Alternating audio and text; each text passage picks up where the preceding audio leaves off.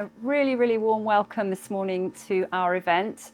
Very delighted to have all of our guest speakers with us today. Obviously, it's been a slightly stormy couple of days, so yesterday was a bit hairy, but now we're all here. I can't think of a more amazing venue to be having this discussion today, so you're very, very welcome. And of course, this is all part of Guernsey Sustainable Finance Week. This is a fringe event hosted by Deloitte with the whale and dolphin conservation. And really today is kind of born out of a report that was authored by Deloitte in collaboration with the WDC, all about the value of oceans, the value of oceans to society, to businesses, including financial services, and to us as individuals. And I think what the report is really trying to do is to consider why protecting our oceans matters so much. The huge and somewhat unknown value of oceans and how we can really leverage that. And also the role of the wonderful dolphins and whales that swim around in our oceans. But most importantly, we wanted to bring this discussion back to Guernsey and think, how can this be relevant to our island? How can it be relevant to our environment and to our policy in Guernsey? So today we have a fantastic lineup of speakers. I'm going to, in a moment, hand over to Butler Stroud. He's actually the Chief Executive of the Whale and Dolphin Conservation, and he's going to be talking about the role of the charity. And by the way, they're our global charity partner, which is why we have this kind of alignment with the WDC. The role of the charity, what it does to research and come up with measures to protect our oceans. We're going to hear from Andrew Tong, who is a partner, fellow partner of mine in Deloitte UK. He's an economic consultant in the UK, and he actually authored the report. It's published in June 2023, actually, so it's very recent. Another colleague of mine, Claire Galineau, is a tax associate director. She's going to talk a little bit about how raising revenues from taxation versus changing behaviours is such an important part of this whole discussion. And then finally, I'm absolutely delighted to have on our discussion Alex Herschel, who many of you will know. She's Chief Sustainability Officer at the Island Energy Group. She is a fantastic guru on all things to do with this subject matter and is absolutely passionate about Guernsey and about doing her bit for making these topics understood and taken seriously. So in a moment, as I say, I'm going to hand over to the speakers. We're thinking it's relatively informal, 45 minutes to an hour of discussions. We would love to have your questions afterwards, so please do ask questions in the Q&A and stay around after. I know most of our people, I think all of our people will be around to discuss. Some of them are even having a swim if anyone wants to join in. And just a final bit of housekeeping, you may have noticed that we have Spike Productions actually videoing the presentation, so if anyone is uncomfortable with that, then perhaps you might want to have your questions put after the event, but otherwise please do feel free to join in. So thank you so much for coming today. Thank you to Helen and Wendy and the team also for hosting this fabulous venue. I think no one can deny this is probably one of the most gorgeous places in Guernsey. So thank you to them and thank you to Spike Productions. I'm now going to ask Chris to kick us off. So thank you, Chris. There we go. So my name's Butler Stroud, as Joe said. I'm the Chief Executive of WDC and I'm in the UK, and I'm also the International Director for our offices around the world. Unfortunately for my colleagues, I've been there for 31 years and it's been amazing. We've seen the organisation grow from 6 people up to just under 90 at the moment, and then with consultants all around the world. We try to be lean. Is that for saying we need to raise more money? No, we try to be lean, but effective. And it's been amazing with the partnership with Deloitte to start leveraging our conservation expertise with Deloitte's business and finance expertise to actually meet targets that both of us want to achieve as we go forward. So I get the nice bit to talk about whales and dolphins, so it kind of gets a bit depressing and then it gets hopeful. All right? So, so the ocean is often a tale of crisis. We're hearing about the loss of Antarctic ice at the moment. I think about 1.45 million cubic kilometres disappeared compared to last September. We're seeing ocean temperatures going up. I think off the US we're 4 degrees higher than normal on the East Coast. recorded this year, which is just exceptional in terms of water. But we're also saying the ocean gives us is a place of hope. It gives us opportunities to be able to do things differently if we want to.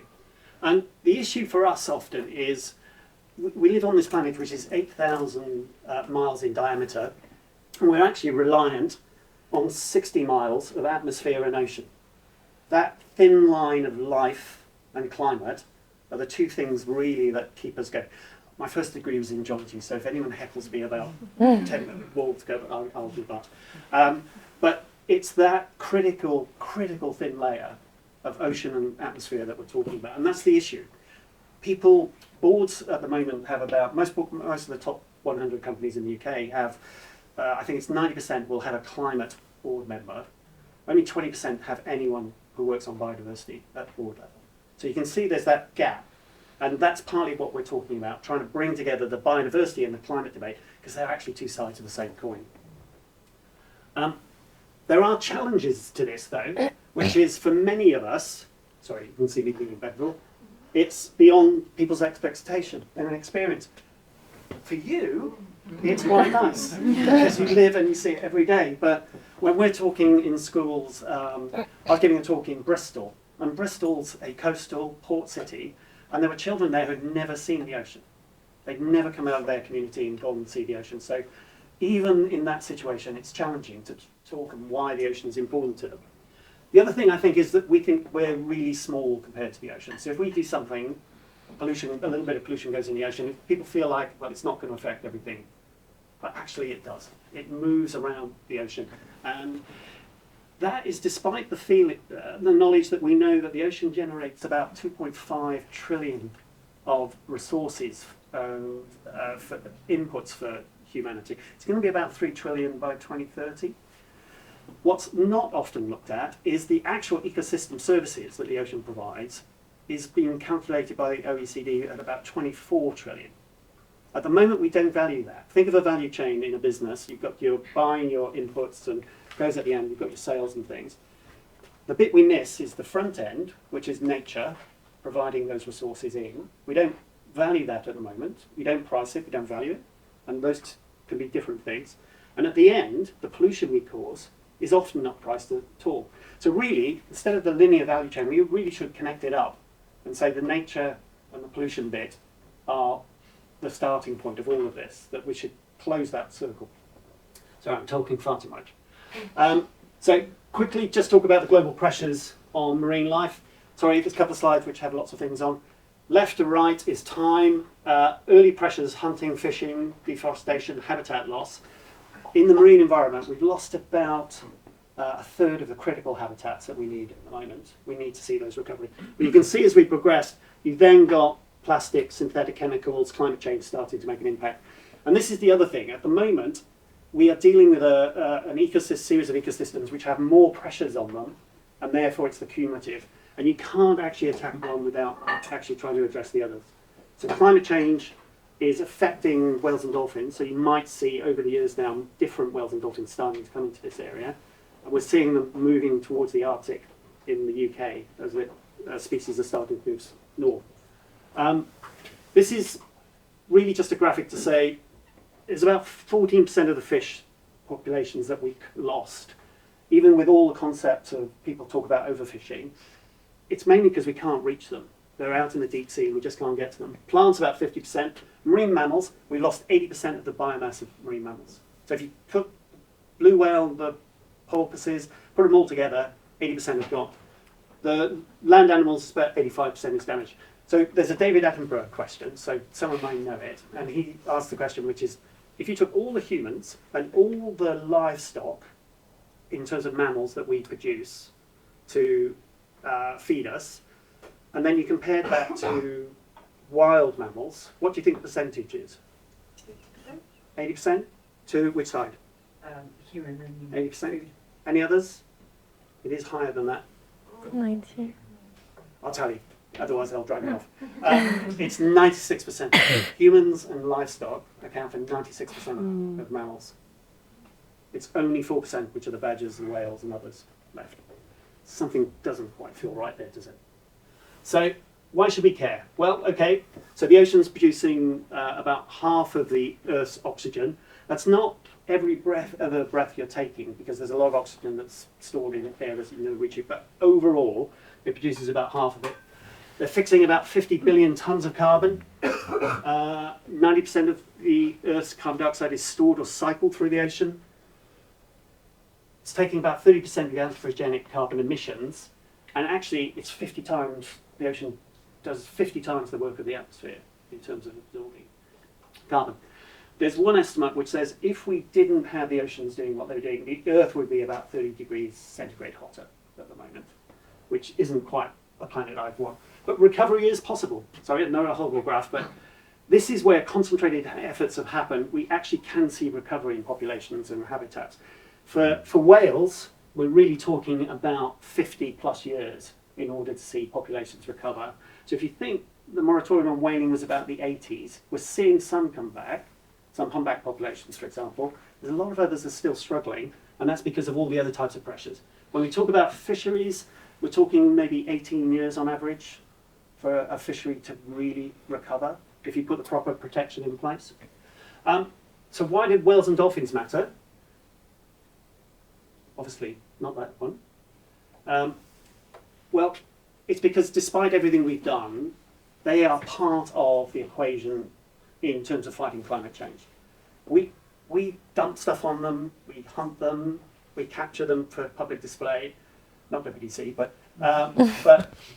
in all that time, they just keep on working in terms of keeping the ocean healthy and capturing carbon themselves. So if we look at the challenge, though, in some populations, blue whales in the southern hemisphere, we lost 99% of blue whales, mostly through unrecorded hunting. We lose maybe up to 500,000 cetaceans, whales and dolphins in bycatch every year. And this came out from the work with Deloitte. Of all the spends in terms of climate biodiversity, it's about 1% goes into oceans. Everything else is going into land. I think between 2013 and 2018, ODA for coastal was about 1.6%. I mean, it's the last thing people think about when they're sat in Westminster or wherever in terms of being worried and concerned. Whales are really ecosystem engineers, and what they're doing is, in this case, is the vertical. So at depth, they're feeding, and then they're pooing at the surface. I did a schools talk, and I just grasped the nettle and said, every time I say poo, you have to cheer. 45 cheers later, we got to the end. They come up, the phytoplankton are then feeding on those nutrients, and it's the phytoplankton that's really doing the heavy lifting in terms of the absorption of carbon. They also, when whales die, they'll sink to the ocean bottom, most species, and you have an ecosystem of about 200 species which you only find around dead whales. You don't find them anywhere else. How they can pop up in one place and then pop up in another, we just don't know yet, but it is amazing.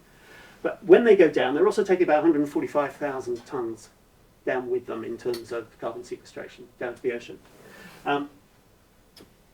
They do even more for us. So that was the vertical. Think of it now as a conveyor belt. So whales in the, and I know I'm over time, I'm sure, but whales in, blue whales in Antarctica at the moment bring about 88 tonnes of nitrogen per year back up from the Antarctic to the tropics.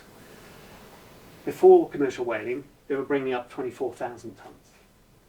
So you imagine your garden and you were adding compost, fertilizer, whatever, and then you reduced it by something like 99%. But the effort the garden has to do to actually grow and develop. In all the areas we know, so that was down to 2%. In other areas, North Atlantic's about 14, 10% in the North Pacific. We stripped out enormous amounts of these nutrient flows, which are essential for all types of life there. We know in one of sperm whales, if they recovered, that's 2 million tonnes of carbon they'd be sequestrating. And we get that, you know, when I said the whales die, if whale population's back, we have about 160,000 tonnes being sequestrated every year. But how and why do we value whales? That's really the challenge, and that's really about what we're having in terms of this talk. And it's not about putting a price on everything. I'm not wanting to say that blue whale's 2 million. But I'm wanting to say we need to start thinking about ecosystem services. I mean, I was asking at dinner last night, what's Guernsey's plan for the blue economy? What's the sustainable targets in terms of what the ocean can do? How is Guernsey valuing the ocean? And someone said, it's a really interesting question. Maybe we can get some answers today as we go through. So, look, I've lost my slide there, I think. It did say thank you. And it also said apologies for talking over my time. But the ocean, the takeaway is the ocean's critical. I mean, you guys appreciate it because you see it on a daily basis, but for most people they don't. But it serves everyone. The farmer in Ohio relies on the ocean as much as you do here, or a fisherman in Guernsey. The ocean can only do its job if we look after it, and it can only do its job if we're looking after the wildlife that's in it, because they will help us. There was a paper published in Nature said by 2050 we could have ocean recovery if we do the right things. We just need to do it, and we need to accelerate the way we're doing it. Right, sorry, I'll hand over to Andy.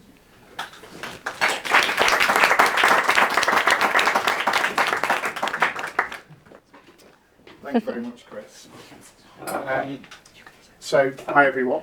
Thank you very much for coming today. I'm Andy Tong.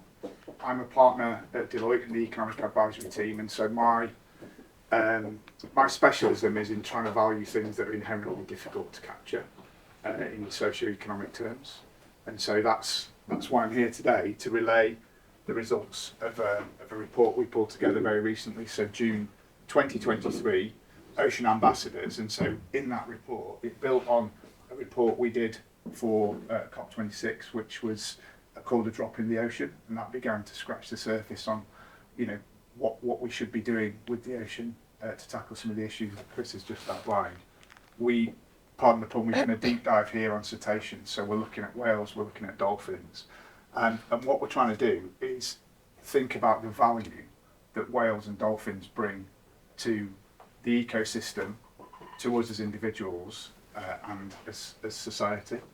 I think one of the issues we face is, and Chris alluded to this, is that we don't bake what happens to the environment into our decision making at the moment, and that is at both individual level and collectively at macro level across governments. And so what that means is we're making decisions about resource use that effectively aren't taking into account the consequences of the actions. We're also not measuring the right thing. So GDP, gross domestic product, many of you will be familiar with. That's the primary mechanism by which we determine economic progress. And GDP doesn't factor in resource depletion, doesn't factor in harms to the environment. And so there are a number of ways to look at this, both individually as businesses and organisations, and collectively across economies. And that's what we're trying to shed some light on here. So I won't dwell too long on this slide, but we effectively undertook a 7-stage research programme to draw the report together.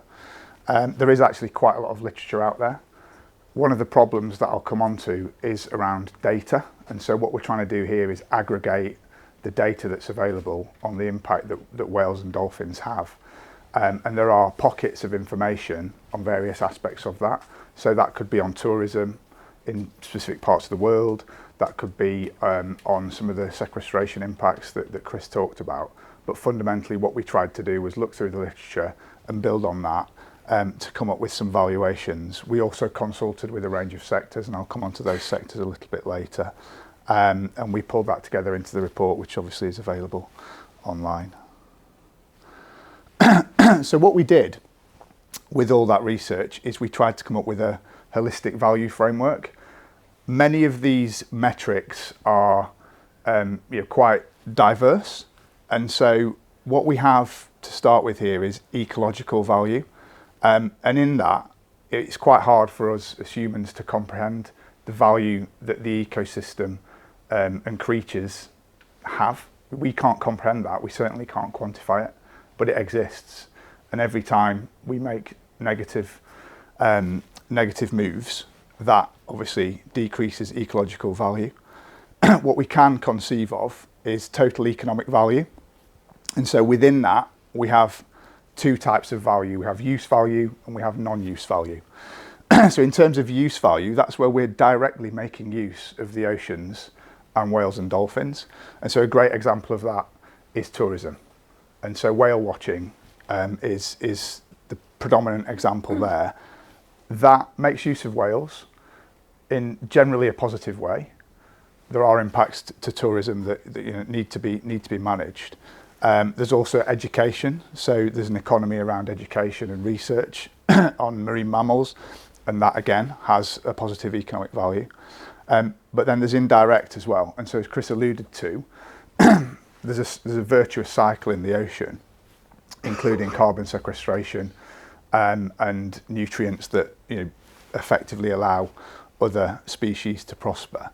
And that's an indirect use value. It happens, and that then spills over into other parts of the economy. And so together, they give us what we call use value. Perhaps more importantly, we've got non-use value, and that is just by way of existing. Whales and dolphins confer benefits to us as society, so we value their existence. And that's not just us, there's a bequest value there as well, and what that means is there are values to future generations of the existence of all life on Earth. That can be measured. We've not measured it here because it requires a whole raft of surveys, but fundamentally, people do hold value for things that exist in the environment. The final one is option value, which is a little bit of a tricky one to explain, but fundamentally linked to bequest value over time. Once we've created sufficient harms, we don't then exercise the option to have whales and dolphins in the future. So it's kind of a one-shot deal, and that's what we're trying to look at there. So it's really quite diverse. Some of it is relatively easy to quantify on the market side. Some of it is less easy to quantify on the indirect side. And then on the non-use side, obviously you require a range of surveys to be able to fully understand that. But the whole point is, it's a very wide set of impacts, and people generally don't recognise the breadth and depth of this as an impact. So just to give a few snippets from what we found then, I mean, there are positives and negatives here, and as Chris said, we don't want to be too negative on it, but each individual blue whale can contribute up to 2 million, and that is in terms of the carbon sequestration impacts, but also the impacts on the whole ecosystem through the cycle and through the nutrients and phytoplankton. And so that is a significant amount. If you then look at it in terms of tourism, so I mentioned whale watching, we think at the moment that contributes around 3 billion globally to the economy, and so a huge positive, and there's actually scope for that to grow over time, but it needs to grow in the right way. And so huge numbers. I think on the flip side, 300,000 is a best estimate for the number of cetaceans that are killed through bycatch each year, which is a huge number. And so if you're talking about values in the millions for each cetacean, and then there are 300,000 a year that are killed, that soon adds up to hundreds of billions. And so whilst we've not been able to put a holistic number across the value of the whole population, predominantly because we don't know the size of the whole population, it soon adds up, and that gives us a real indication of quite how important this is. There are more sort of negative numbers there as well about ingestion of microplastics, which can be a sort of whopping 40 kilograms a day. So again, some negatives, some positives, and it's about how we make people aware of the scale and importance of this. I said that we'd done some more qualitative analysis across a range of sectors. So we actually looked at 4 sectors, including tourism, finance, fisheries, and so has a kettle just started? 5 minutes. Spooky, yeah. 2 minutes left. So financial flows. Finance is an interesting one because financial flows can be an enabler of harm to marine ecosystems, but equally they can prevent it. And so there's a unique position that the finance sector takes. It oils the wheels of the economy, as it were, and so through specific actions, finance can work to make things better in this context. I think increasing pressure from governments, regulators, consumers mean that businesses need to be forward thinking in this regard, and there are many opportunities here as well. So whether that's being able as an organisation to identify and assess the risks associated with the ocean, eliminating in financial portfolios, eliminating elements of that portfolio that isn't sort of positive for the ocean, blue carbon projects, nature positive markets and capital mobilisation. And I know Claire's going to talk a little bit about incentives shortly. So incentives are obviously at the heart of this. It's about making incentives for all so that we're making positive decisions. Networking and influence, and then obviously collaboration with nature organisations as we're trying to do at Deloitte. In terms of next steps then, so I think we'll move on through the course of this morning to talk about what this means for Guernsey, and so in doing that we'll hopefully come up with some positive actions. We're also looking at this through the lens of other sectors as well.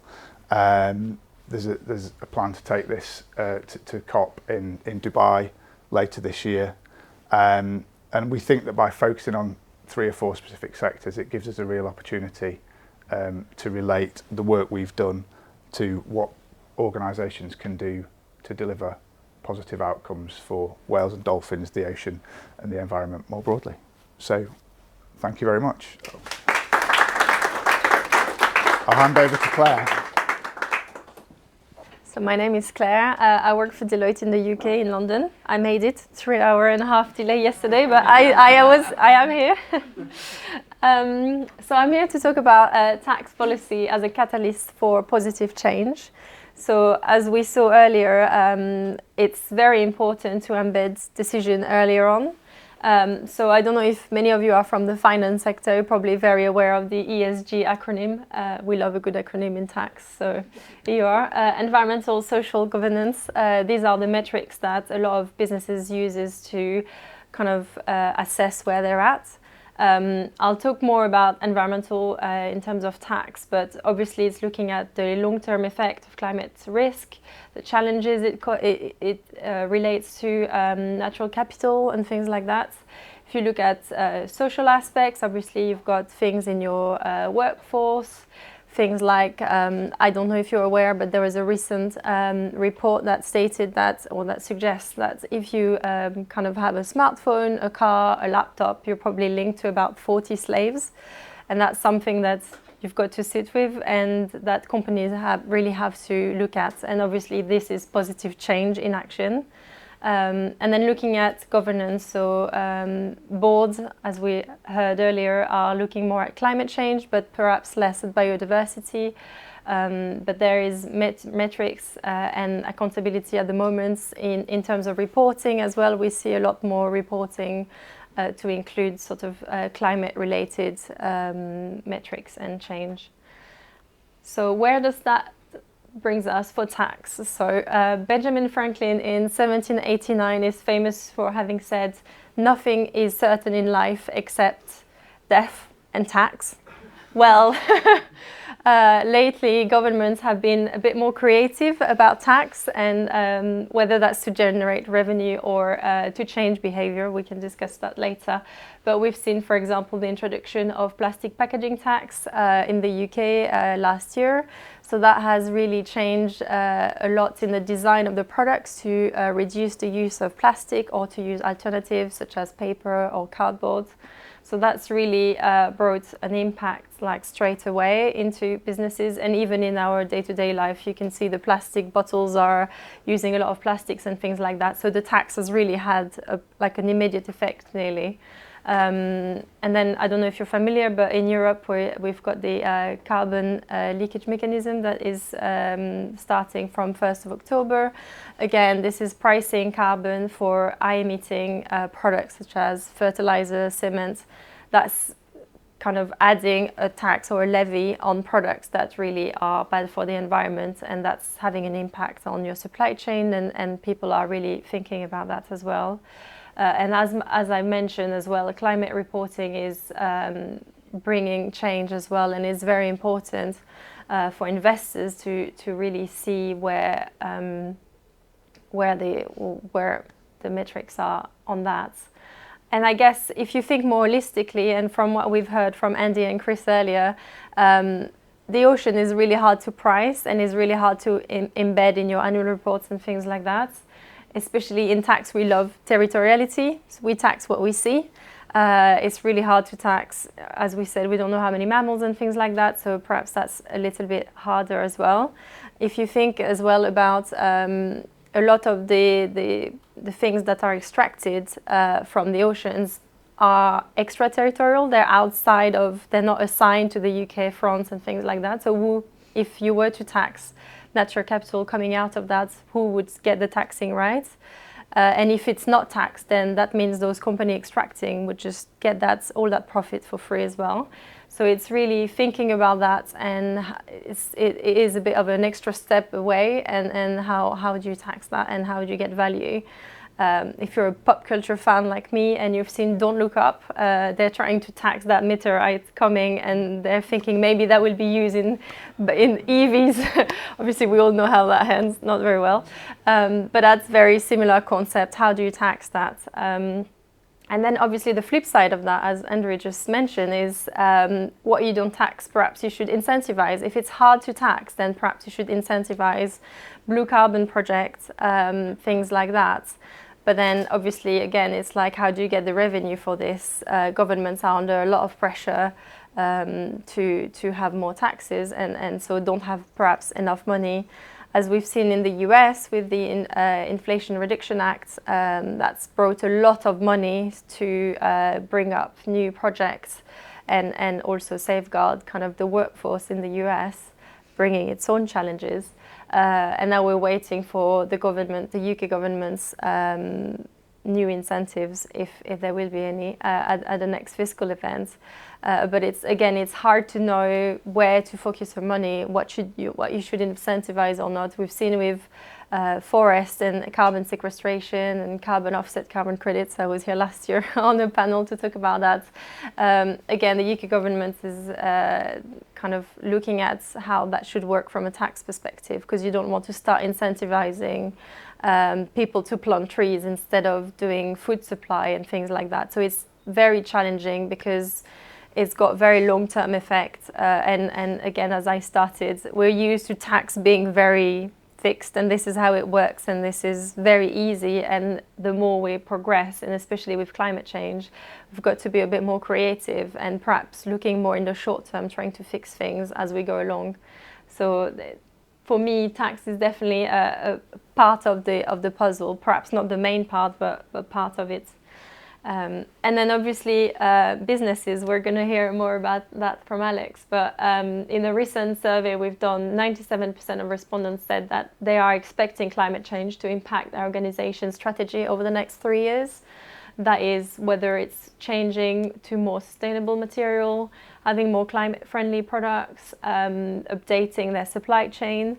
But again, that doesn't feature anything to do with oceans, biodiversity. Right now and after COP26, whether that's government, businesses, people, we're all looking at being net zero by 2050, which again feels like in a long time, but it's not that long. But then it's perhaps we should be actually thinking about not being net zero, but being net positive, and making sure everything we do is not to be at zero, but really being the step forward and looking at the biodiversity, because this, as we've heard from Chris, the change needs to happen now, so that it takes a long time to have an effect on the animals and things like that. So we'll see how that develops, and how hopefully tax policy will be a catalyst for change. Now I'll leave it for Alex.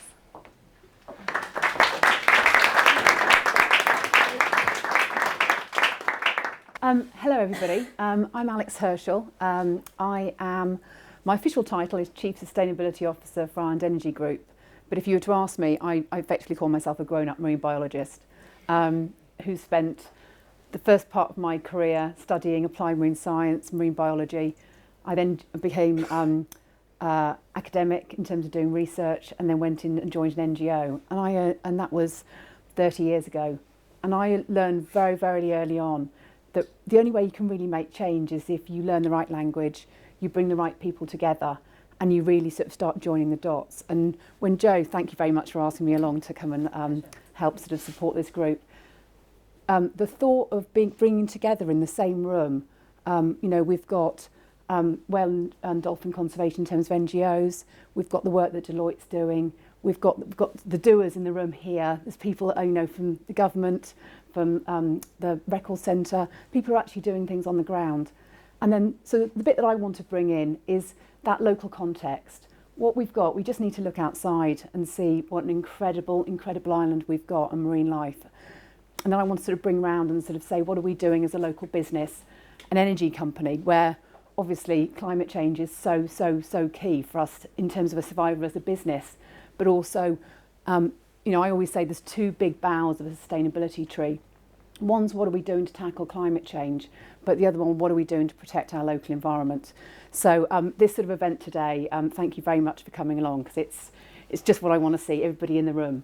I'm conscious that we've done quite a bit of talking. I'm going to try and keep it, so I'm going to flick through quite a few slides, because what I'd really like us to get to really is those questions and that sort of panel kind of session, so sort of you asking us questions, how we can solve things. So yep, I'll crack on. So local context, a marine environment that we can be proud of, and we can really all do our bit to make a difference. So let's see if this works. Ooh, have we got this right? Yes, okay. Right. First of all, what makes the bailiwick so special? Well, we've seen the weather that we've had, but also the extreme tidal range and tidal currents. That creates a very, very dynamic environment. That's right. Combined with that, our location in terms of our position on the Gulf Stream, it's mixing that cooler and warmer water, and that's increasing biodiversity. And we only need to look at the amount of biodiversity we've got. We've got 4 Ramsar sites, that's sites of international importance that recognise our marine intertidal and benthic habitats and species. It's absolutely stunning. For those of you that don't dive, these are the colours that you can see just beneath the surface. And then we can see here, it's not shining as brightly today, but one of our Ramsar sites in terms of the Hermgetu and the humps. And part of the species that help designate that are the fact that we've got marine mammals just on our doorstep. We all see those. So we've got a local range of residents from bottlenose dolphins to seals. You can see there, looking very handsome. And then just down into the micro species, we've got beautiful snake lock anemones with anemone prawns, through to seahorses, through to the little cuttlefish that you can see on sandy sea beds. This is all just on our doorstep. Actually, the sightings of seahorses just in Havlet Bay here, so we're very, very, very lucky. And in the summer months, things change. The plankton starts coming in. I'm sure those of you that have seen on Facebook in terms of the bioluminas that you can see, and anyone's gone out swimming, it's absolutely incredible. So during the summer, we get the plankton blooms. And with those, obviously, with the blooms, we get the zooplankton, and I said the bioluminous. And then we get our seasonal visitors that come in from jellyfish. We all know about those in terms of swimming, through to seal, through to loggerhead turtles, through to sunfish. So all of these visitors are coming into our ranges. And then this summer, we've had previous, it's normally July, August, we get to see minke whales, but we've had sightings of humpback, longfin pilot whales and fin whales. We're getting species coming in that we haven't seen before and we haven't reported before. It could be that we haven't reported those sightings, or it could be things are changing. We need to understand what's changing. We also, as well as, as with increase in vessel traffic and everything starts changing in terms of sea temperatures, we also get more invasive species. So again, we need to understand what's happening so that we can manage it. And as we were just saying in terms of ecosystem services, what does that mean? It just means how are we really getting the value, and do we really understand what we're getting out of our marine environment? Whether it's commercial fisheries, whether it's tourism, whether it's how many of you gone on the tours around Herb to go and look at the puffins, to go and look at the marine mammals. We're all benefiting in some way from the ocean, so we need to understand what we're managing. So what are we doing about it? I've had a biodiversity strategy since 2015, I think it is, and that was reviewed and renewed in 2020. And the main focus of the need to revise it was really to look at how can we look at data, bringing the community together in raising awareness, and ecosystem services, as Andy was just talking about. And the main point that we're sort of linking back to in terms of green finance and Sustainable Finance Week is, in order for us to really understand the value of what we've got to be able to manage it and understand data and bring it all together. Those of you that are here from the finance sector, you know, there's very much that outward lens. How can we be looking at sort of showcasing the island in sustainable finance? How are we looking in terms of the changes that your investment portfolios are having internationally? Well, really what I would like to do is sort of bring it down to how can we inwardly look as well and say, how can we use the experience that we've got in this room to say, how can we understand the natural capital that we've got on our doorstep?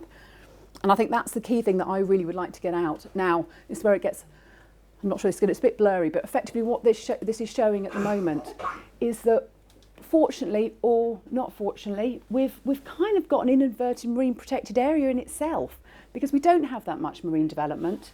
You know, in terms of fisheries, you know, we're keeping everybody up at bay. So we've kind of created a safe haven at the moment for our marine life.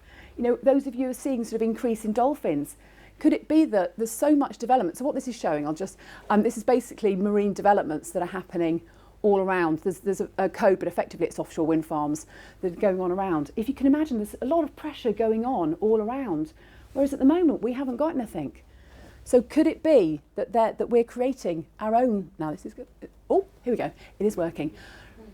But we need to change, we need to evolve. You know, the electricity, yay, strategy was just passed. Well done, Lindsay, sorry. I won't start clapping, oh, wait. But that's fantastic for the island. The double-edged sword of it is it's coming with development, you know, in terms of another cable, in terms of potentially an offshore wind farm, potentially other developments. And that's a key priority in terms of the government work plan. So on the one side, there's excellent, we need to look for in terms of electricity and energy security. On the other side, we need to make sure we're protecting our marine environment, understanding it, so we can all work in harmony together. And that's that really important piece, is it's getting value and working in harmony. So that's absolutely brilliant in terms of what's coming up. And you can see here, so this was just taken out of the review of the government work plan and the plan for the next 2 years. And you can see in there, actions to develop a blue economy plan. Fantastic. Understanding arrangements for leasing of seabed. Again, we need to understand what we've got to be able to make sure that we're leasing the right places of it. What's coming along with that as well, I'll just see if I've got this on the next, no I haven't. But as part of that, there's a, if I'm getting this right, and these are the do it, by the way, I'm the sort of conduit for sort of bringing the information together, but the actual doers are in the room. But in terms of the biosecurity plan, we've there's work to do with marine spatial plan, which forms under the Blue Economy Support Plan. There's work to understand more in terms of blue carbon. There's all of this work being planned between now and 2025 to understand what's going on. But there's always going to be challenges, and the main challenge we've got at the moment is data, and is people, and is joining the right dots and getting the funding to go to the right places. You might have seen in the press recently about the Nature Commission. That's another fantastic milestone, because the part of the sort of mission or vision for the Nature Commission is bringing together business and data and the third sector. This is all really, so we're getting all the building blocks. It may have taken time, but we're getting there. But what's at the centre of a lot of it is voluntary, and it is the third sector. There's a lot of people sitting around here that's doing a lot of that work for, you know, because of the passion of it. Is there a way that we can bring people together in finance, bring that ESG, that green lens, and local businesses to help support and make sure that we can make that change happen? What else have I got? Now this is where I started to try to do a bit of animation. It could go right or wrong.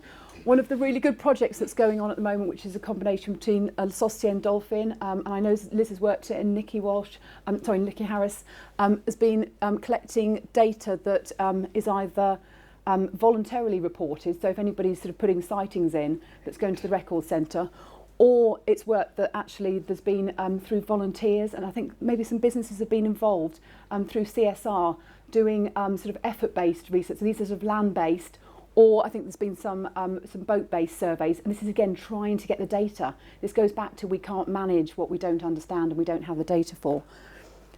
And what it oh yes, it has. Right. I mean, I'll just go back one step. When I first moved to the island 14 years ago, I'd done a lot of work on marine mammals. I was working for the local government. I was working on asset offshore wind farm consenting. So one of the big questions, and I'm a sailor, and I was going, we're seeing quite a lot of marine mammals. You know, what data have we got? And I went to the record centre at the time, and it showed that we got a handful of records between 1974 and when I asked. I was like, what is going on? Jump forward here, we're getting more data, but we still need people to report more. And what this is showing, courtesy, thank you very much, Nikki, for providing this data, and it's basically showing that over 3 years, I'll just do, this is 2020, 2021, 2022. What it's showing is not only are we changing in terms of some of the species that we're recording, but you know, we are getting an increase in data being reported. But you can imagine if anyone that's gone out on the Trident or anything else, there's more sightings, but they're not getting recorded. If you can imagine, in terms of consenting, we need to really understand our population to know exactly where the marine spatial plan needs to go, where's the best places for seabed leasing. All of this data is absolutely critical, but it's being collected by the third sector. Another one is BEEP. And what does that sound? So it's Baywick Eelgrass Exploration Project. There we go. Didn't want to get that one wrong. So again, excellent work's been going on there, because again, I asked the question years ago, what have we got? And there was really, really sparse data. But as soon as the third sector starts collecting that data, again, we start having an understanding. So from 2019, through to 2023, already we're seeing we've got so much more eelgrass. That's linked to, again, blue carbon. It's linked to climate change. It's habitats and nursery areas for commercial fish species. There's so much value, even through to the spiny seahorses. There's so much, we need to know what we've got. We need to know where the best places are we can develop.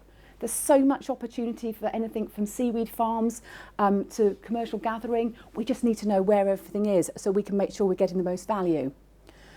So that's what's been in terms of the states, huge amount of work. It's what's happening in terms of the third sector.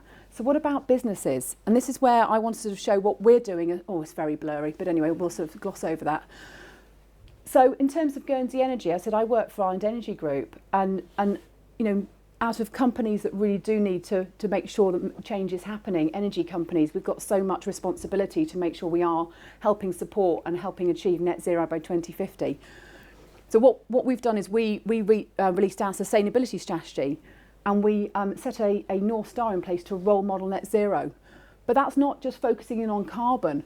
We recognise as well that that blurry is basically saying that we've set ourselves ambitious targets to reduce our carbon footprint, but also to support biodiversity and reduce waste. So it's recognising those two boughs of that sustainability tree. Whether you're an energy company or any other company, we need to make sure we're not losing sight of either of them. We've put in place, as we're saying, sort of linking back to what Andy was saying and Claire was saying about businesses, making sure that we've set targets as a link to science-based targets. We've got climate action and a link to our UN Sustainable Development Goals. The big one there that's related to the environment is that protecting our environment and giving back to our community.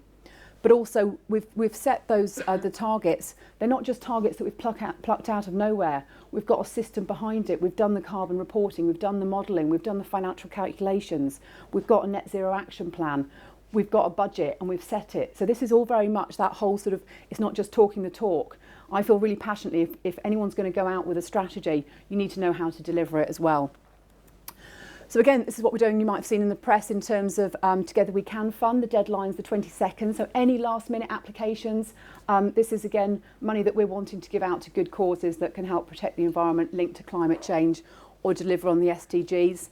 And I think the main thing for us is putting together that framework in place that we can be challenged. As a local business, we want to be challenged. We want to say, what are we doing to make change happen? So I think that sort of drawing where we are together, it's really saying, again, that we really can lead the way in terms of a green finance sector. What we need to do is we may need to make sure that our local environment factors there as well, and that local businesses, any spare CSR, any expertise, and it can be sort of experience in terms of data collection, data entry. We've got a record centre that's desperate for people to help input data. We've got a lot of sort of third sector organisations that need resources to help do that, or other expertise that you can help with projects such as Deloitte's sort of supported. All of these sort of connections, bring them together, can really, really make change happen. So I'm quite excited as to see what questions come out today and what we can all do and solve. So thank you very much for your time.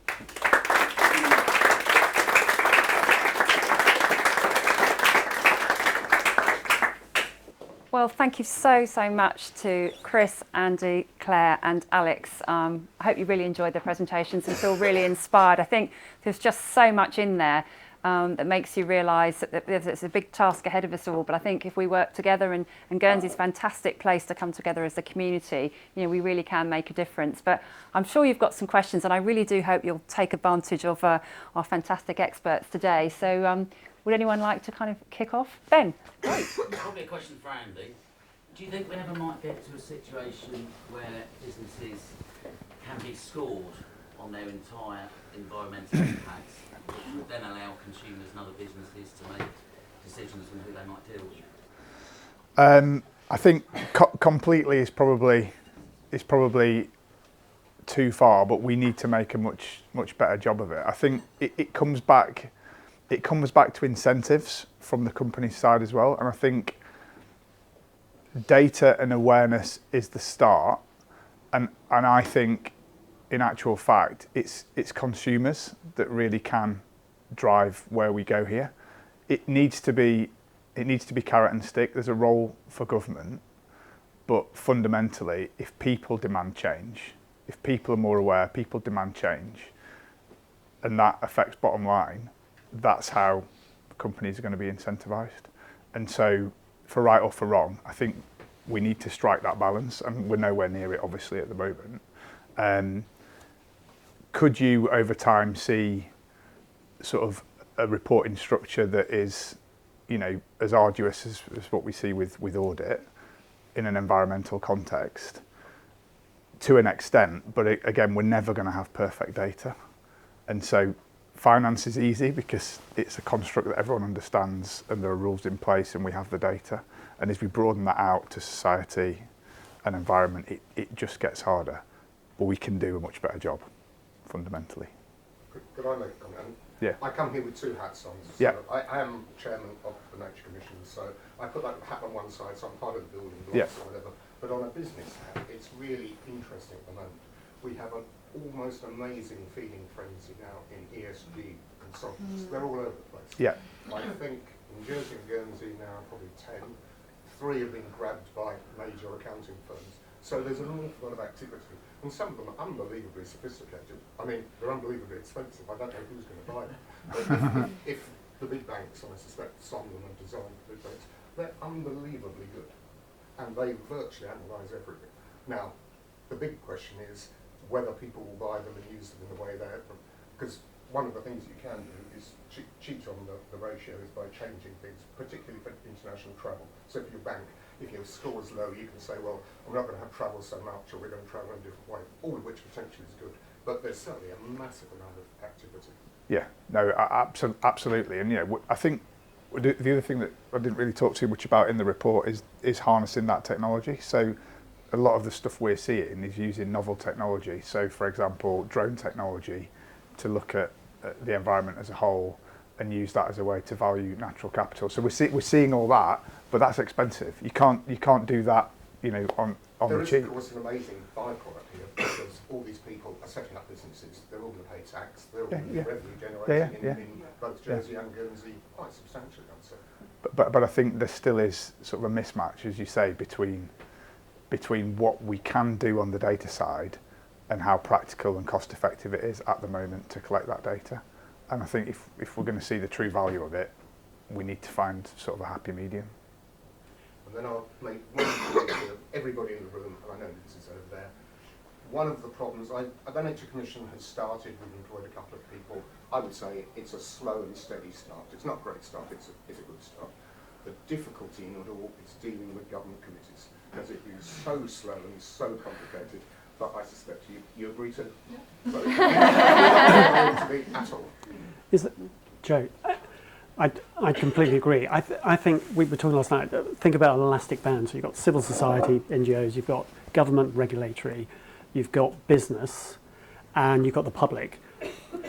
And he talked about the public demand. Governments sometimes now are thinking, with all respect to politicians, 2-3 years in terms of when the next election's coming. It's businesses actually that can start thinking 5, 10, 15. And that elastic band can be pulled by businesses that want to seek these opportunities and help set the standards in the first place. And they are the companies that should end up being rewarded by the public recognising that happening. I think in the past we've always relied on regulation to try and make things do well, and companies do well. I give lectures at, or talks at universities. 20 years ago, students all wanted to join charities, WWF or whatever. Now they're all, most of them say, well, I have to get a real job first and pay off my loan. But actually, I say to them, don't worry, in the companies you are, you can actually make a real difference. And they could rise up through the ranks and actually be pioneering ideas that non-profits, NGOs, charities can't do. Business can play an incredible role if they're willing to have that sort of view of, I've got to take this broader picture of what's happening with natural capital, what's going on in the environment around me, and how do you turn that into an opportunity? And I would just add on that, just from that business perspective, I completely agree in terms of, you know, the amount of sort of hurdles, and as Lindsay said, you know, to get through, to actually get change happening within the states. You know, the private sector is absolutely the way that we can make that progress. And again, as Chris was saying, you know, in terms of the business I work for, we have to look at sort of those horizons out 20, 30 years. We're an energy company. We have to be able to, we're a private equity owned company, so we have to be able to demonstrate that we've got ways that we're controlling our climate change transition risk. What does that mean? We need to understand where we're going to go in terms of our products and services, but we also need to say, right, if we're actually, you know, committed to actually giving back to the islands that we're operating in, we need to make sure we're contributing to that as well. And it's not just for that we want to do a bit of CSR. This is the survival of the business, so it's not a nice to have. So we're not thinking in 4-year terms, we're thinking 20, 30-year terms, and that's where you can really, really make that change and happen. And it is sort of, you know, companies such as IEG. I mean, to have a chief sustainability officer sitting in the C-suite, the change, you know, I've been with IEG for 1.5 years. The change is not, you know, oh, just do a nice to have. This is how fast can you go. So we've gone from maybe sort of, you know, supporting the states and sort of, you know, states-owned sort of companies to here it's like go fast and go fast as you can and get the data. And I think that's the change that we can see. And as you said, that's the elastic band. That's where we can really, whilst everything else is catching up. I'm going to talk a little out of school now. But the great thing is, I can only be sacked and I don't get paid anyway. What we have is waiting for a big project. And the reason for waiting for a big project is we can raise an enormous amount of money if we have a big project that will get people to. We have a big project because we have an ambition to look after a lot of states' unused land. Virtually everybody that we've spoken to on states committees wants to agree this, but they're unable to because they can't find a committee that will actually get it signed and agree it. So we've got money waiting, we've got a project waiting, I'm waiting, but we just need to sign up from the states. I don't need money, I got it.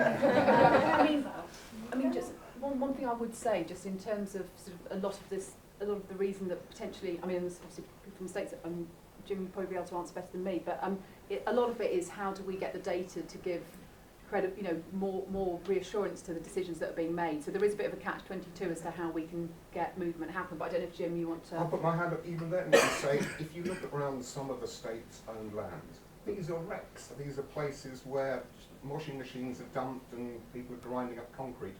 What we're trying to do is turn them into biodiversity reserves. So you would have thought, you don't need to see, what you almost need is a digger to get rid of all the lumps of concrete that are sitting on states' land that nobody knows why they're there.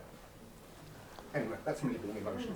I was going to change track, Martin. Yeah. That's okay. point about consumers leading change in business, and you mentioned about the lack of empathy or engagement with the marine environment. It's difficult for the public to understand. Locally, a teacher took a primary school class to the beach and said, who's been to the beach before? And 15% of the kids said they'd never been to the beach before, which I just found staggering. So I was just wondering, Chris, whether you could talk about how can we improve that understanding and engagement. Data's fantastic, but it doesn't necessarily engage with potential consumers. Yeah, I think sometimes partnering businesses can actually help transmit that information as well in their purchasing. We've just done audits for supply chain audits for Asda, Tesco, Sainsbury's, about 3 other big supermarkets, looking at the fishery supply and looking where there's bycatch. We did it with BirdLife International and others, and they were motivated to then talk to their consumers. Not that the consumers were saying, "I've got a problem with this product." They were saying, "Look, this is what's happening in the ocean at the moment." It's a bit like the French supermarkets doing the bottle. You know, you're paying the same price, but it's reduced content. They were saying there is an issue, and we as a company are actually, and they were educating their consumers as they were coming through to say, there's 12 recommendations from WDC. We're taking up 10 of them immediately, which some folks said, oh, well, it's a shame they're not doing. They're doing 10 out of 12. I was kind of looking at it as a win, with the ambition to do the other 2. I think this whole problem of young people not engaging, and it is, as I said, in Bristol, it's the same kind of shocking thing, really, that they're not engaging, is for us, we find whales and dolphins are a kind of gateway species. You can start talking about other things to do with the ocean. You can even introduce the concept of natural capital. You don't have to use those kind of language, and it's context and language that works. We took a Japanese group out of school children in Ogata in Hochi Prefecture, and we took them out to the sea. They lived by the coast. They went out, we saw whales, and they just went, kujara, which means big fish. Mm-hmm. And we talked to them and their teachers, and we said, how come it's that because they didn't know they were mammals. They lived near them, but they didn't know they were mammals. Turns out in the curriculum, kanji is quite a difficult, I don't know if anyone can speak, but kanji is difficult to engage with from a written point of view. So school children up to about the age of 16 only learn 14 animals. And for whale, it's literally the symbol for big and the symbol for fish. So we thought, oh, is it a political thing that children aren't bluffing? It turned out to be the education system and the context of that. So we started talking to the education services in that area, because we helped set up a whale watching operation for a fisheries cooperative there, and said, look, can you start looking at the curriculum to maybe introduce the context that kujara means whale in terms of a mammal at that stage. So it's kind of multi-stranded. You have to start to unpick a situation. It's not always the first obvious answer. I'm not sure that fully answers what you're asking, but that's part of the challenge. But once those children were engaged, they were amazing, going back to their parents, talking about the issues. And then we had parents coming to us and saying, listen, I'm going out on my fishing boat, but I'm going to now try and do this because my child wants me to do this in a more responsible way. I think it's a bit out of sight, out of mind, and it's how to sort of bring what your pictures like that you showed, etc., how to bring that alive and get that across to people. I think this place actually has been fantastic at doing that, hasn't it, in terms of bringing families and all ages here. It's been an incredible community project, but a lot more could be done, I'm sure. Sorry, Abby, I can just see you. Jim, I just wanted to add on to Chris's point on the head of partnerships at WDC. And actually Deloitte in the UK have helped us because we have similar problems up in Scotland. So we have a beautiful visitor centre up there, the Scottish Dolphin Centre. And a lot of the school children in some of the local more deprived areas simply can't get to the centre, even though it's completely free, because the cost of transport has become completely unsustainable for schools. So Deloitte have supported us with a grant programme to enable the schools to bring the kids for free and to cover the costs, which is a really practical way that businesses can actually help to connect kids with the ocean. On top of that, they've also sponsored a life-size inflatable whale, which is absolutely fabulous. It's a logistical challenge. We can try and get it to Guernsey, or you can get one. I know how much they cost. But it's brilliant. It's got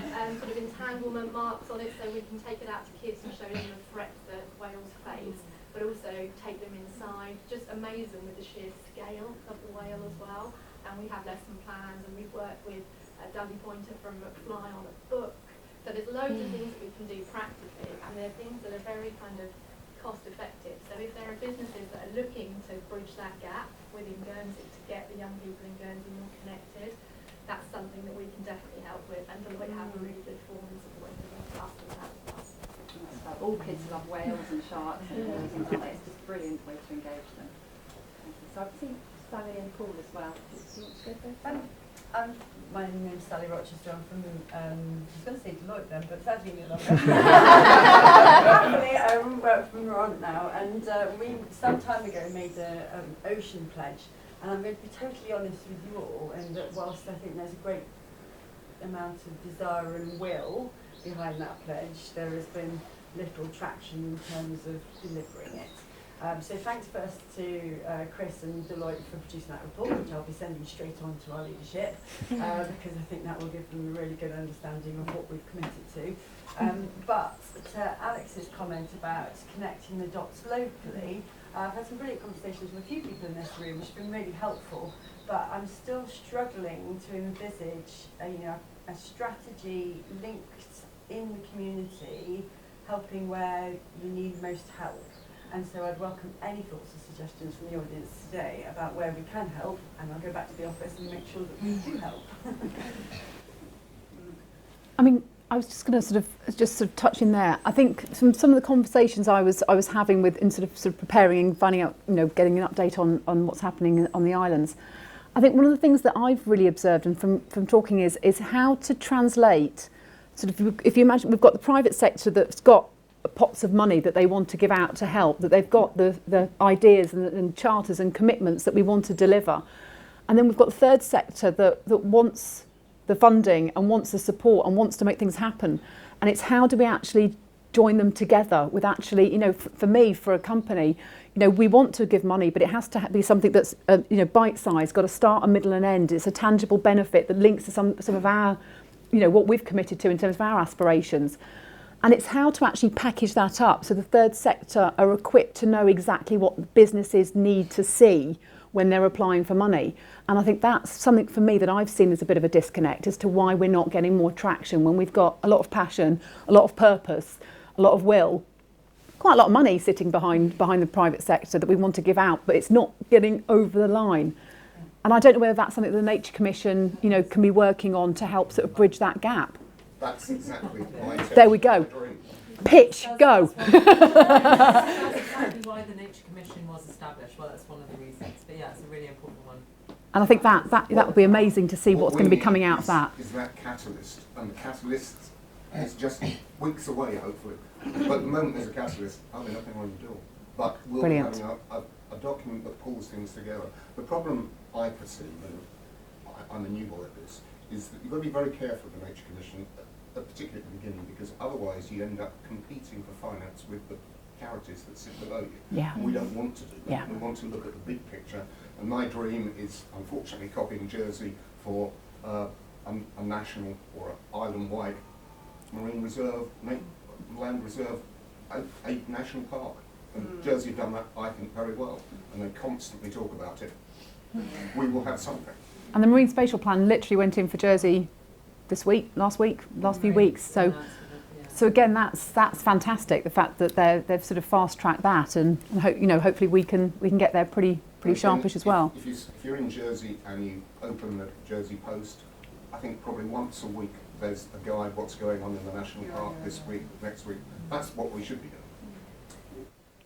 Another thing that we have in Guernsey that Alex and I and Sally are involved in is the Guernsey Green Forum, and that was really set up as a very informal, quite basic purpose to bring businesses together and talk about what we can do individually and as businesses. And we carry on. It is quite informal. We meet every sort of quarter.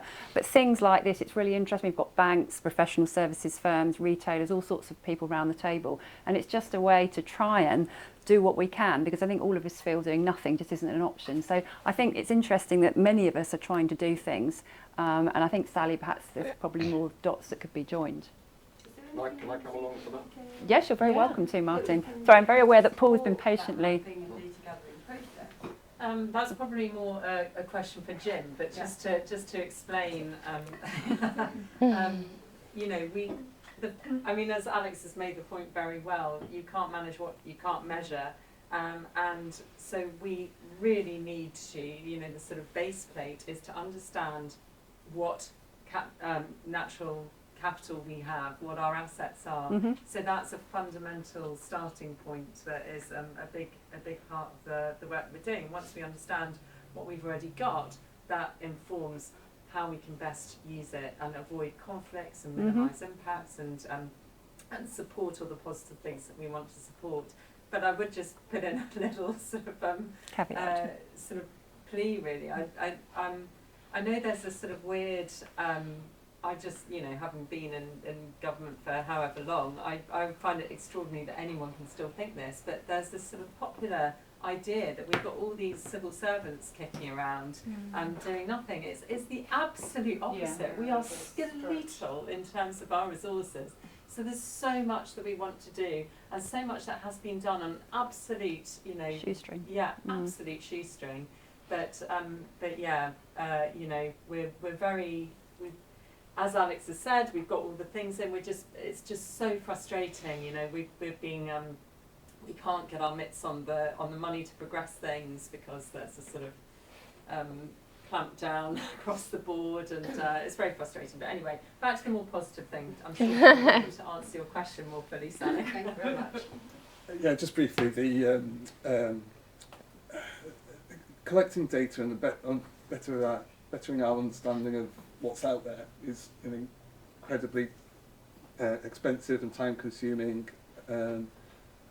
business. But what we do have some data. We need help in analysing that, in understanding what it's telling us, and therefore we can then start to measure. I mean, we're trying to look at a benthic habitat map as a starting base. But then you've got the mobile species on top of that, such as the cetaceans, and understanding the connections between the two.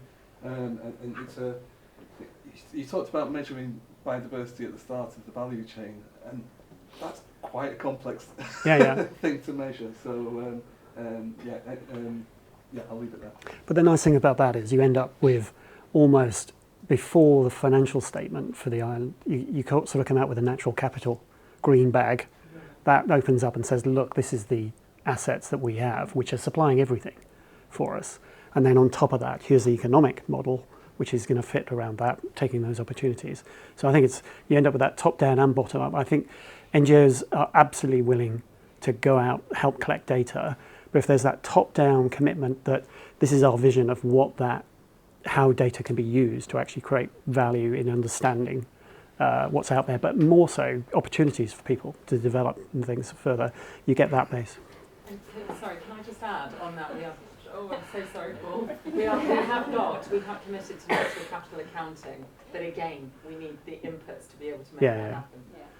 I guess with the focus on data across all of this, the one thing I haven't heard is artificial intelligence and the impact of AI in terms of digesting large volumes of data and actually making it usable. So in terms of the kind of point that Alex was made about how far can you go, presumably that's a wheel that once it starts spinning, actually lots of that kind of those conclusions can be drawn together, and our understanding demonstrate the right and the wrong and the way forward.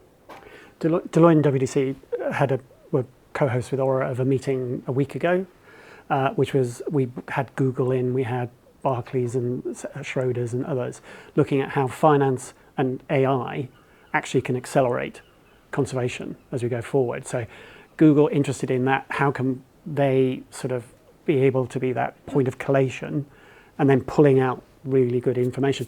But also Deloitte have a project called AI for Animals, which is used in slaughterhouses at the moment. But we are looking at how do you repurpose that to equip fishermen so they have a real-time bycatch monitoring system. It doesn't accuse the fishermen, but it engages with them, and that we can collect data to look at which animals are being bycaught. You can get it down to potentially the resolution of fish types, species as well. But if animals are being released back to the wild, which aren't being accounted for as a mortality, but actually could have suffered, and that could have a further effect. How do you do that? And then you look at where does that technology take you? Well, the supermarkets want that information because they want to be able to say, this is the standard we've got to in terms of reducing bycatch and what we want to do going forward. So there are those efforts now and there's a keenness to say, how do you make the best of AI work for us in terms of pulling all of this together and pulling out the really relevant stuff that we need. Well, I think that kind of highlights one of the other aspects of Guernsey that we haven't specifically talked about, which is the discrete size and nature of the jurisdiction, and that actually in terms of kind of modelling things, this is a quite unusual environment. We've got our own legislative framework, we've got our own states, so being able to test things here. But it's amazing, isn't it? Isn't it the best? Yeah, isn't this most probably one of the best places to actually drive that agenda and be an example for others? We've been working with small island states in the Pacific, who I'm talking too much now, but who I hated the fact that, say, in the Glasgow Climate Conference, they were all taking part. In the last days, they got pushed to the side because they weren't seen as contributing any value. Got massive oceans around them. All of that is doing services that the India, Britain, Europe, whatever was actually taking advantage of, but they weren't valued. So it's also a kind of democratizing process as well. Guernsey has the right to champion the resources and natural capital that's out and around here. Just if you get that valuation right, should be up there and not, whatever the positions in terms of the various islands. So I think you're a classically great size to be able to implement these kind of things where others will then learn from it. I was just going to sort of add on to that, and that's exactly what, we can see this double-edged sword. We could say on one side we don't have maybe the same framework that the UK has and the amount of work they've gone in. So on a smaller scale, we've still got to develop the same systems, we've still got to develop the same framework, the same everything else. But actually if you link it back to business and link it back to finance, this is how you can say as a business we could really make a tangible difference by getting involved with helping develop that framework, or helping, whether it is the AI or the money that could help to push things forward. And that's where I'm seeing as a really positive way that we can use the Channel Islands as that sort of, that spotlight to say what we could do. Yes, we're on the back foot. Yes, we need to get the data closed out. And that's where, again, there's that start, middle and end in terms of what the private sector could support and help fund. All these sort of pieces of the jigsaw puzzle, and then we sort of come together on that. So I really do think that is really, really key. I mean, something else I just wanted to touch on is, in terms of our legislative framework, the fact that we are one of the only jurisdictions that hasn't got wildlife protection law. We've got to think of ways, and we're still not signed up to the Convention on Biological Diversity. That, in a way, is sort of exposing sort of reputational risk to the finance sector. The fact that we're saying how we want to showcase the island, we've got this amazing marine life, but we don't have that marine protected law in place. So these are things which I think, from the private sector and the finance sector, there needs to be that pressure to say we do need to put the right framework in place and legislation in place to showcase what we have got. So there's lots of things the private sector can do to really, really, push. It goes back to that stakeholder. We've got to be a voice in helping push things along. If we're frustrated with the speed things are going in the States, let's try and help. Let's try and do what we can. Can I just make one sort of other comment? I mean, I think Guernsey and Jersey are fantastic test beds in numerous ways, but it is a double-edged sword. If you look at salaries in various levels, salaries for ESG consultants have doubled in the last year. We just hired, as a company, nothing to do with the Nature Commission, an artificial intelligence team. I would suggest their salaries will double in the next year. So because you've got such a small numbers of workers, small changes from businesses make a huge difference in supply and demand. And for all the young people, and there are lots of young people in the room, I go straight into artificial intelligence. That is the future of everything. And get paid well. That does sort of highlight quite a big disparity there between businesses and the third sector. I think when the Nature Commission took on 2 paid members of staff, that doubled the number of paid staff in the environmental sector, in the charity sector. They're just good to hear it. But there's just this void of paid staff. We rely wholly on volunteers, and I think this is another reason why there's that big disparity between companies wanting to provide money, but actually there aren't people that are there to be able to pick it up and spend it because there just aren't the staff. So I'm really excited to see how the Nature Commission just sort of changes that. I'll make another statement. Sorry, I've got talking too much myself. One of the great resources that Guernsey has, bizarrely Jersey doesn't, is U3A, which is the University Third Age, which is sort of refocusing old people. I remember myself. But the number of volunteers that produces are just phenomenal. That is where, I won't say the future lies, but there's an awful lot of volunteers that can be achieved in those areas. In Scotland, we have a shore watch programme, and a lot of the people who engage are post-work, paid work. I mean, they're still working in lots of ways, but and they've gone out and done sightings. What we've worked hard to do is take that kind of citizen science, crunch it with the academics and universities, and actually turn it into practical science. So SSE in Scotland, we're going to lay a cable across the Moray Firth, but actually they used that data and said, well, actually, if we move it a quarter of a mile this way, we are avoiding this critical bit of habitat for cetaceans and for fish populations, actually. And they made that decision to do it based on that data. So what starts out as something quite small, and in terms of the data standards might not be the tightest you want at the beginning, can be elevated and give purpose to all of that work.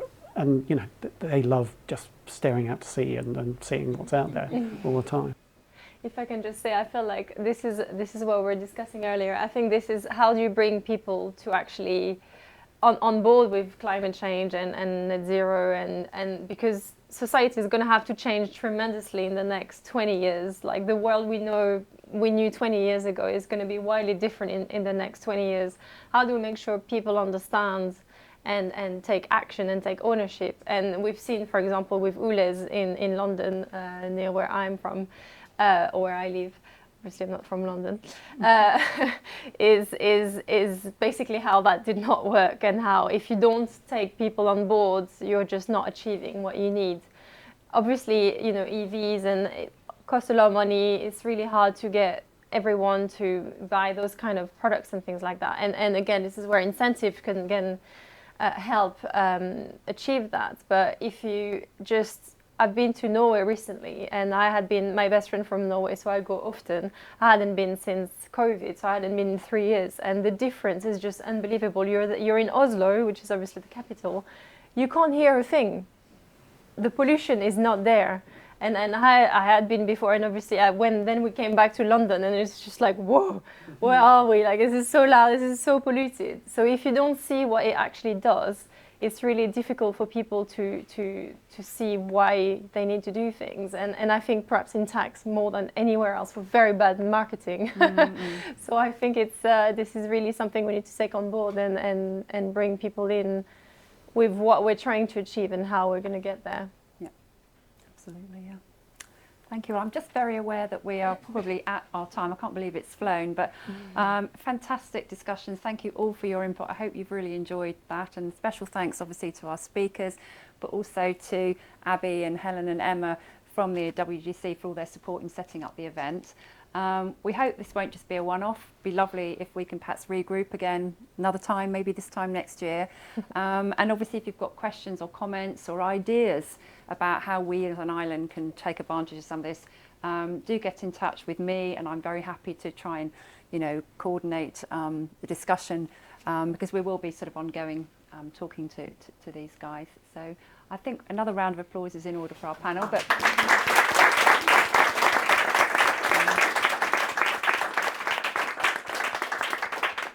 thank you so much for coming.